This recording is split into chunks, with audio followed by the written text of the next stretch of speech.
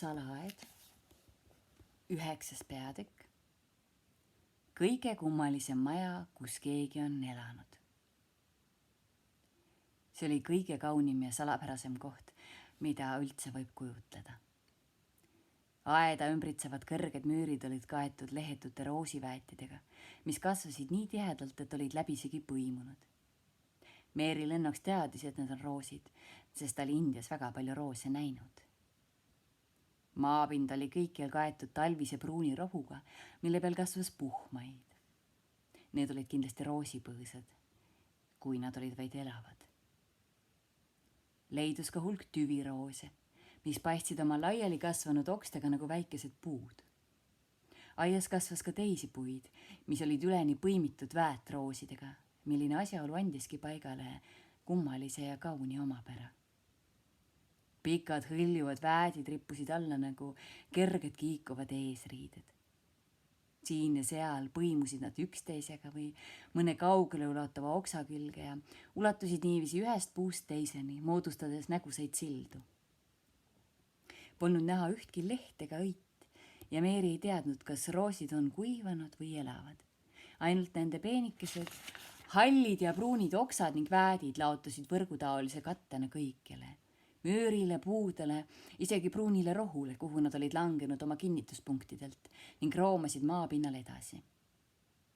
Just see ähmjas loor puust puuni andis aiale nii salapärase ilme. Meeri oli arvanud, et see peab erinema teistest aedadest, mida pole nii kauaks hooletusse jäetud, ja tõepoolest, see erineski igast paigast, mida ta oli kunagi oma eluks näinud.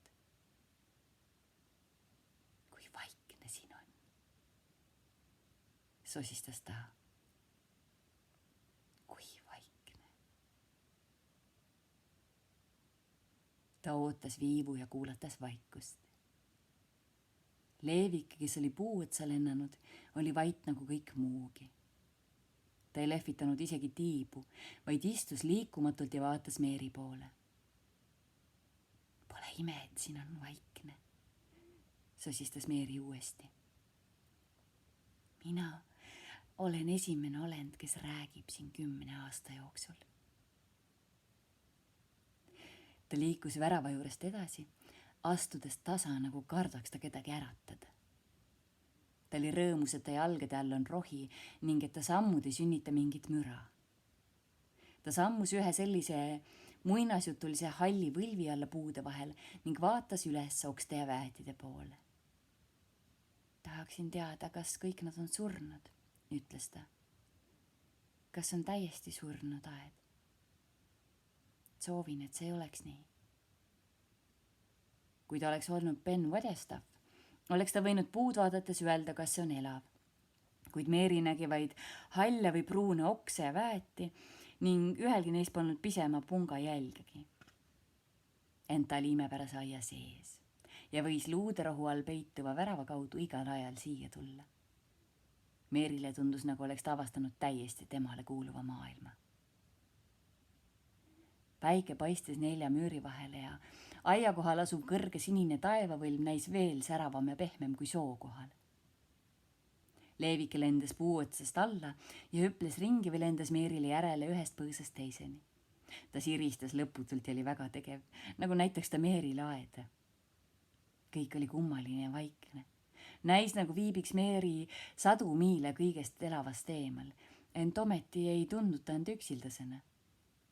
Teda vaevas vaid soov teada saada, kas kõik roosid on surnud või on mõned neist elavad ning ajavad pungad ja lehid välja, kui ilm soojemaks muutub. Ta ei tahtnud, et see oleks täiesti välja surnud aed. Kui ta oleks elav, kui imeilus oleks ta siis ja kui palju roose õitseks igal pool.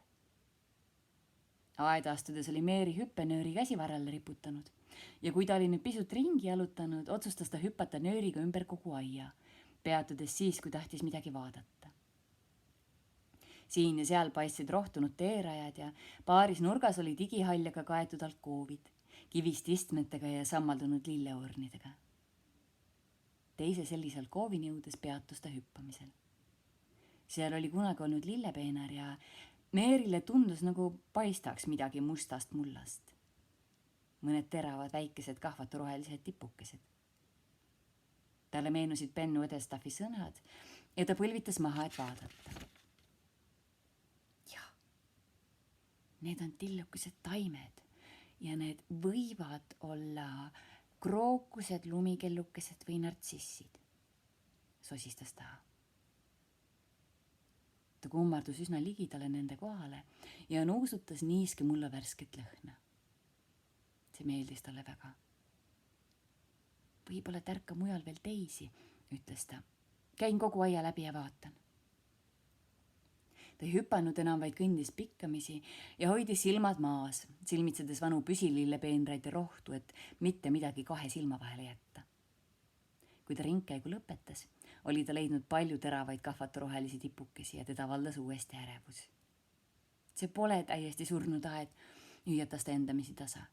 Kuigi roosid oleksid surnud, teised taimed elavad. Ta ei teadnud midagi aiandusest, kuid talle näis, et mõnes kohas, kus rohelised nupukesed olid esile kerkinud, leidus rohtu nii tihedalt, et tema arvates taimedel polnud küllalt ruumi kasvada.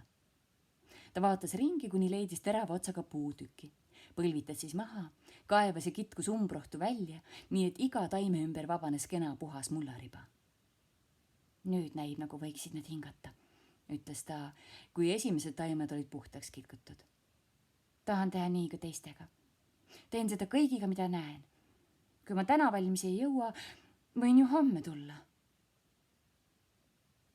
Ta liikus ühest kohast teise, kaevas ja kitkus, sammudes lõbusalt peenra juurest peenra juurde, kuni puude all kasvava rohuni. Töötades hakkas nii soe, et ta algul viskas maha mantli, seejärel ka mütsi. Ilma, et ta ise oleks teadnud, naeratas ta kogu aeg alla rohule ja kahvaturohelistele taimekestele. Leevike neis kibedasti ametis olevat. Ta tundis suurt heameelt nähes, et aiatööd alustatakse ka tema maa-alal. Ta oli sageli imetlenud Pennu Õdestaffi. Kus aiatööd tehakse, seal tuleb ühes mullaga päevavalgele ka palju suu pärast söömiseks. Nüüd oli siin too uus olend, kes ei ulatunud Penni poole kehanigi, kuid kellel oli siiski taipu tulla tema aeda ja alustada kohe tööga. Preili Meeri töötas aias, kuni saabus aeg lõunale minekuks. See meenus talle tõepoolest veidi hilja ja kui ta pani mantli selga ja mütsi pähe ning võttis üles oma hüppenööri, ei suutnud ta kuidagi uskuda, et on töötanud 2 või 3 tundi. Ta oli kogu aeg nii õnnelik olnud. Ja tosinad tillukesed kahvaturohelised tipukesed paistsid oma puhastatud ringides 2 korda nii rõõmsad, kui nad olid paistnud enne, lämmatatud heinast ja umbrohust. Tulen tagasi täna pärast lõunat, ütles Meeri, vaadates ringi oma uues kuningriigis ja rääkides puudele ja roosipõõsastele, nagu mõistaksid need teda. Siis jooksis ta kergelt üle rohu, lükkas aeglaselt liikuva vana värava lahti ja lippas sellest läbi luuderohu alla. Tal olid nii punased põsed ja säravad silmad ning ta sõi lõunalauas nii tublisti, et Marta otse rõõmustas. 2 tükki liha ja 2 korda riisipudingit, ütles ta. Emal on hea meel, kui jutustan talle, mida hüppenöör on sinuga teinud. Oma teravotsalise kepiga mullast kaevates oli Meeri leidnud mingi valge juure, mis nägi välja nagu sibul. Ta oli selle endisele kohale tagasi asetanud ja hoolikalt mullaga katnud ning nüüd huvitas teda, kas Marta teaks öelda, mis see on. Marta, mis on sellised valged juured, mis näevad välja nagu sibulad? Küsis ta. Need on mugulad, vastas Marta. Neist kasvab palju kevadlilli. Väikestest mugulatest kasvavad lumikellukesed ja krookused, suurtest kollased ja valged nartsissid, kõige suurematest liiljad ja võhumõõgad. Need on ilusad. Tikkonil on neid terve hulk meie väikeses aias. Kas Tikkon teab nende kohta kõike? Küsis Meeri, keda valdas uus mõte. Tikkon meelitab lille kasvama isegi kivisel teel. Ema ütleb, et ta otse nõiub taimi maapinnast välja. Kas mugulad elavad kaua? Kas nad elavad aastaid, kui keegi nende eest ei hoolitse? Päris Meeri murelikult. Need hoolitsevad ennast eest ise, vastas Marta. Seepärast vaesed inimesed võivadki neid kasvatada. Kui neid ei segata, elab enamik neist mullal edasi inimese elu ja nad lähevad laiali ja paljunevad. Siin pargis on koht, kus lumikellukesi leidub tuhandete viisi. Nad pakuvad Yorkshire'is kevaditi kõige kenamat pilti. Keegi ei tea, kes nad on maha istutanud. Tahaksin, et oleks juba kevad, ütles Mary. Tahan näha kõiki taimi, mis Inglismaal kasvavad. Ta oli lõunasöögi lõpetanud ning istunud oma lemmikkohale, vaibale kamina ees.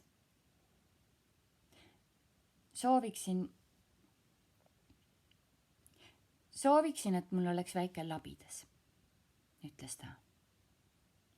Milleks vajad sa labidat, küsis Marta naerdes. Kavatsid sa kaevama hakata? Pean emale sellest ka rääkima. Mary vaatas tulle ja mõtles pisut järele. Ta pidi ettevaatlik olema, kui tahtis oma salajast kuningriiki hoida. Ta ei teinud ju mingit kahju, ent kui Sir Craven saab avatud väravast teada, vihastab ta hirmsasti, muretseb uue luku ja lukustab aia igaveseks. Mary ei suudaks seda tõesti taluda. See on siin selline suur ja üksik paik, ütles ta aeglaselt, nagu kaaluks midagi mõtteis. Maja on üksildane, park on üksildane ja aiad on üksildased. Mitmed kohad on suletud.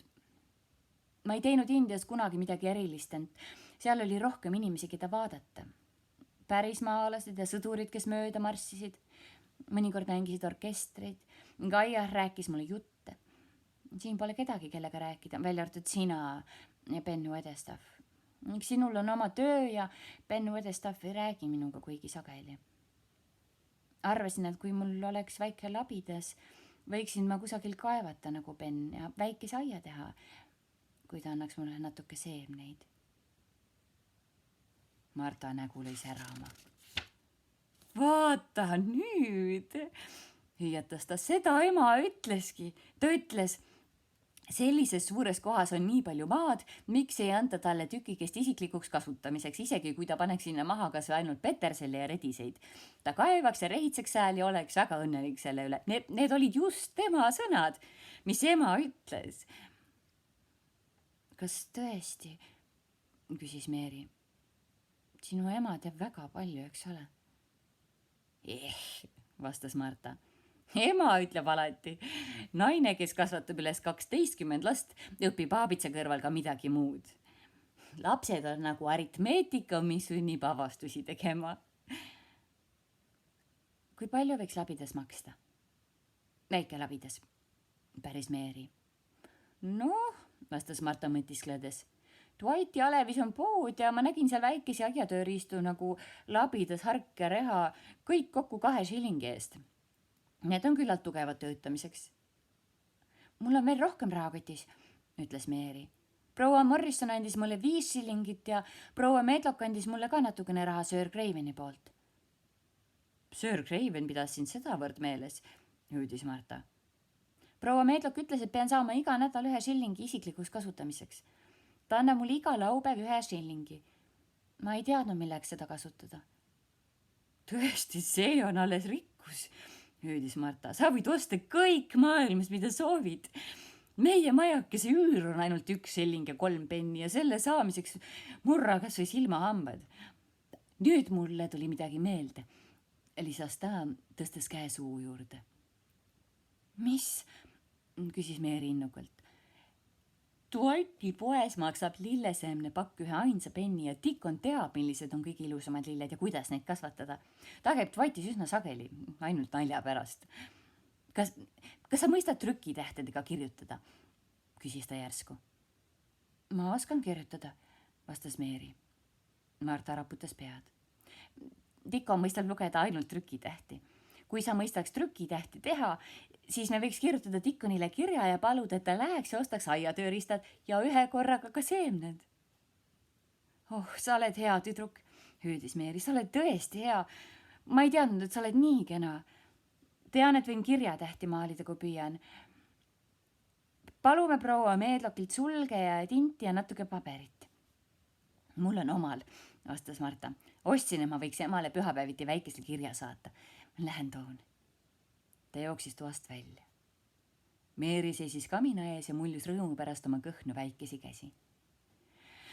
kui mul on labidas, siis võin teha mulla kohevaks ja pehmeks ning umbrohu välja kaevata, sosistas ta. Kui mul on seemneid, siis võin lilli kasvatada ja aed pole sugugi surnud. Ta muutub elavaks. Ta ei läinud pärast lõunasööki enam välja, sest kui Marta tuli tagasi sule tindi ja paberiga, pidi ta laua kraamima taldrikuid ja nõud alla viima. Köögis nägi Marta proua Medlokit, kes käskis jälle midagi teha. Seetõttu pidi Meeri ootama ja see näis talle lõputu ajana enne, kui Marta tagasi tuli. Kirja kirjutamine Dickonil oli ka tubli tükk tööd. Meeri oli väga vähe õpetust saanud, sest ta polnud oma õpetajanna talle meeldinud ning need ei püsinud kaua tema juures. Ta ei tundnud kuigi hästi õigekirjutust, ent ta leidis, et võib siiski trükitähti maalida, kui püüab. Selline oli siis kiri, mille Marta talle dikteeris. Kallis Dickon, see kiri loodab sind tervena leida, nagu olen ka mina praegu. Preili Meeril on palju raha ja ta soovib, et sa läheksid Toiti ja ostaksid talle aiatööriista ning pisut lilleseemneid, et lillepennart teha.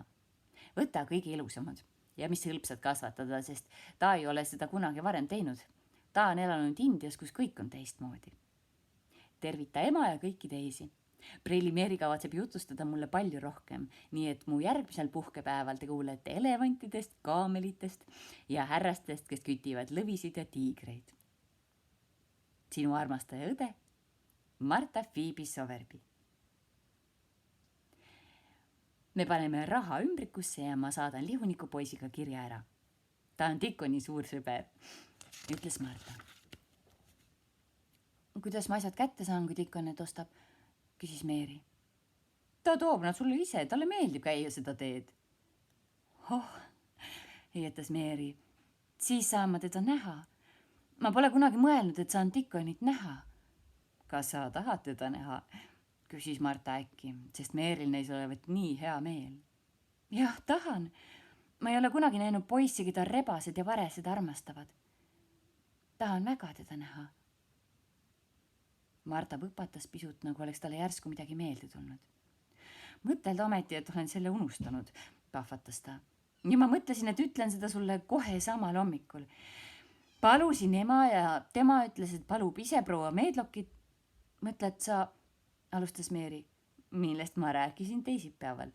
Paluda proua Medlokit, et ta lubaks sul mõnel päeval külastada meie majakest, kus ema kostitaks sind kuuma kaerakoogi või klaasi piimaga. Näis, nagu juhtuksid kõik huvitavad asjad ühel päeval. Mõelda ainult, et ta saab minna päikesepaistel üle soo ja taevas on sinine. Mõelda ainult, et ta saab külastada majakest, kus on 12 last. Kas ta arvab, et proua Medlok lubab mind minna? Küsis ta üsna murelikult. Jah, arvan, et lubab. Ja ema arvab ka, et lubab. Proua Medlok teab, kui korralik on ema ja kui korras ta hoiab oma majakese. Kui ma lähen, siis näen nii hästi sinu ema kui ka Dickonit, sõnas järelekaaluvalt Meeri, kellele see mõte väga meeldis. Sinu ema nähtavasti ei ole selline nagu India emad. Töötamine aias ja pealelõunane elevus mõjusid selliselt, et Meeri jäi lõpuks vaikseks ja mõtlikuks. Marta viibis tema juures tee joomiseni, et nad istusid mugavas vaikuses ja rääkisid vähe. Kuid just enne, kui Marta läks alla tee järele, küsis Meeri. Marta, kas köögitüdrukul on ka täna jälle hambavalu? Marta otse võpatas kergelt. Mis pärast sa seda küsid? Päris ta. Seepärast, et kui ma sind ennist nii kaua ootasin, avasin ma ukse ja läksin koridori pidi alla, et näha, kas sa tuled.